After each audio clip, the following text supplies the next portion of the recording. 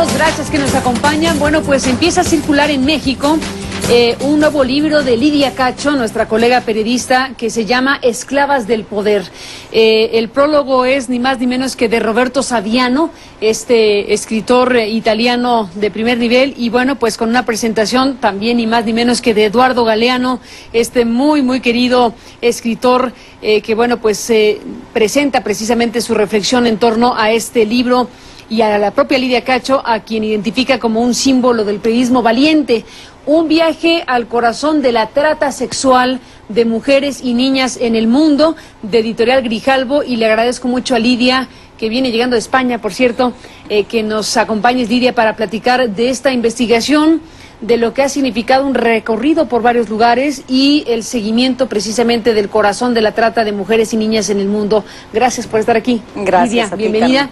Gracias. Bueno, un libro que toca un tema sumamente sensible, un problema sin fronteras, un problema de dimensiones muy grandes que tú has seguido a lo largo de los años, pero que ahora te diste a la tarea de recorrer lugares y de tocar de manera directa situaciones, casos y circunstancias que están retratados en Las Esclavas del Poder. Cuéntanos de él, cuéntanos de este ejercicio y de lo que hay detrás de un título como este. Bueno, pues ya alguna vez en este programa ya hemos platicado sobre la investigación que estaba haciendo este libro. Me llevó un poco más de 5 años. Le di la vuelta al mundo. En el libro están cubiertos 175 países. La premisa periodística... ¿Cuántos países recorriste? 42. Y están cubiertos 175 de acuerdo a las investigaciones hechas por instancias como la ONU, la Organización Internacional de la Migración, el Departamento de Estado norteamericano, comparando datos y cifras de lo que sucede en otros países. Yo lo que decidí fue seguir las pistas de las mujeres que eran traídas de un país a otro, por ejemplo, de Venezuela a México, y a partir de la historia individual de esta jovencita que fue traída para ser explotada sexualmente en México, me fui tras la ruta de quiénes las compran, cómo las venden, quiénes abren las rutas, quiénes protegen estas rutas, quiénes son las líneas aéreas, cómo lavan el dinero.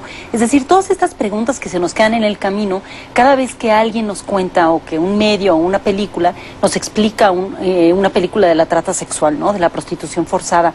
Yo quería saber qué se escondía debajo de eso. Y entonces seguí prácticamente las rutas de las mafias internacionales, de los yakuzas japoneses que están tanto en Japón como en Estados Unidos, como en Hawái, como en México, particularmente trabajando en Tijuana. Los cárteles mexicanos, cuáles están más o menos implicados en la trata de mujeres tanto en México como en otros países. Encontré signos de cárteles mexicanos en Nigeria, los nigerianos vendiendo mujeres y droga en Japón. Entonces empecé a seguir estas rutas para entender exactamente cómo está funcionando esto que ahora las y los expertos llaman la gran esclavitud del siglo XXI, que es la compraventa de más de 1,5 millones de personas, entre las cuales están en su mayoría mujeres, niñas y niños. Pero la gran mayoría de seres humanos que están sometidos en prostitución, y voy a hablar solo de personas adultas, porque obviamente menores de edad es un delito en todo el mundo, vienen de contextos en los que han vivido violencia en la infancia, han vivido abuso sexual infantil, han normalizado la violencia de tal manera en la que no solamente viven la violencia como algo natural, sino además la normalizan al ejercerla contra otras. Por eso encontré a tantas mujeres que son tratantes de otras mujeres, ¿no? Que esa era una de las grandes preguntas que se hacía gente de la ONU cuando yo empecé a hacer mi libro hace 5 años, y ahora que les entregué a estas personas entrevistadas mi libro me decían, claro, cada vez se detienen a más mujeres tratantes en el mundo. ¿Qué está pasando? ¿Hay un fenómeno distinto? No lo creo. Las mujeres tratantes están en el paso intermedio entre los jefes. Los grandes jefes en general son hombres. Hay algunas, las grandes madams, digamos, en el mundo, pero son muy pocas las que tienen el verdadero poder como tratantes.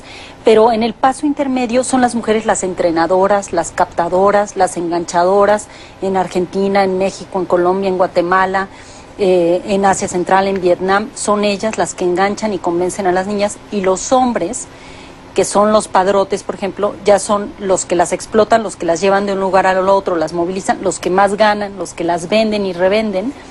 Y en el caso, por ejemplo, del tráfico de órganos, sí hay muchos más hombres involucrados en el negocio que mujeres. Pero sí logré un poco sacar estos mapas de quiénes están involucrados y cómo, y sobre todo cómo funciona la red, digamos que la cadena alimenticia, desde la primera persona que contacta a una víctima potencial hasta la última